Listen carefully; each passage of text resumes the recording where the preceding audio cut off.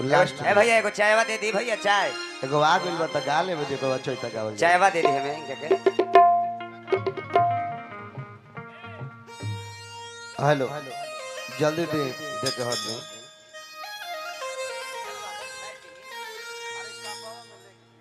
hello एगो औरत अपना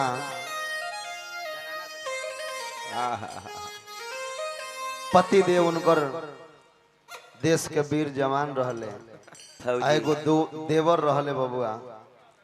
वो किसान रहले फार्मर नैहर गइल बड़ी उनकर सखी लोग पूछता कि अपना परिवार के विषय में बतावो सैया जी के विषय में देवर जी के विषय में बतावो तके कहतरी बाबू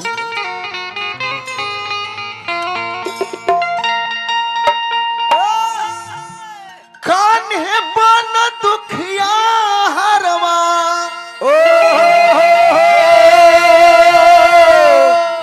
अरे छैला जवान रे सिपाही बाबू ए बिस्करा भैया बसुरा मत बोला कान्हे बन दुखिया हरवा अरे छैला जवान रे अरे सैया सिपहिया मोरा देवरा किसान रे बलमा सिपहिया देवरा किसान रे सैया सिपहिया मोरा देवरा किसान रे बलमा सिपहिया देवरा किसान तनी पाइल जल्दी जल्दी पी के टाइट हो जा दो चारों गानों में गावे आई हमने के गर्जियन माननीय बाबू राजकिशोर सिंह जी बहुत बहुत पुरस्कार देकर सम्मानित करनी हार्दिक स्वागत अभिनंदन करते हैं कान्हे बन दुखिया हरवा कान्हे बन दुखिया हो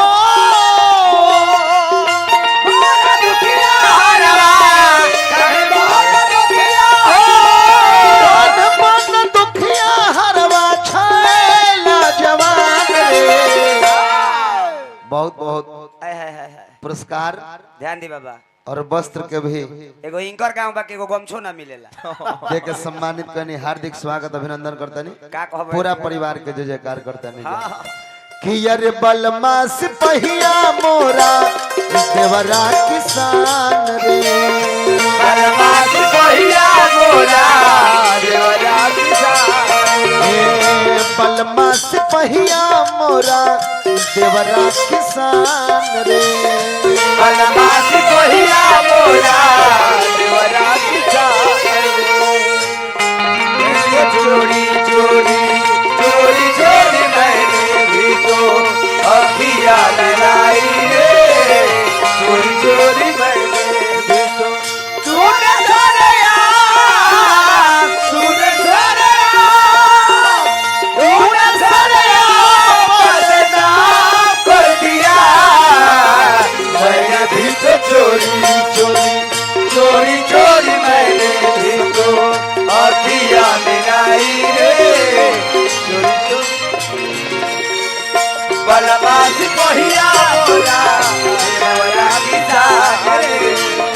बलमा सिपहिया मोरा देवरा किसान गुलचुल बाबू बहुत बहुत पुरस्कार देकर सम्मानित करनी बना रहा भैया हार्दिक स्वागत अभिनंदन करता नहीं जा कहे के बा सैया जी के सर पे टोपी देवरा के पगड़ी सैया जी के सर पे टोपी देवरा के पगड़ी देखी देखी दिलावा के भर जाला गगरी देखी देखी दिलावा के भर जाला गगरी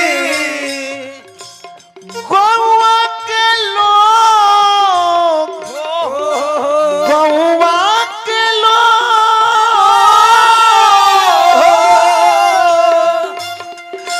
गौवा के लोग कहे कामी महान रे अरे सैया सिपहिया मोरा देवरा किसान रे सैया सिपहिया मोरा देवरा किसान रे सैया सिपहिया मोरा देवरा किसान रे सैया सिपहिया मोरा देवरा किसान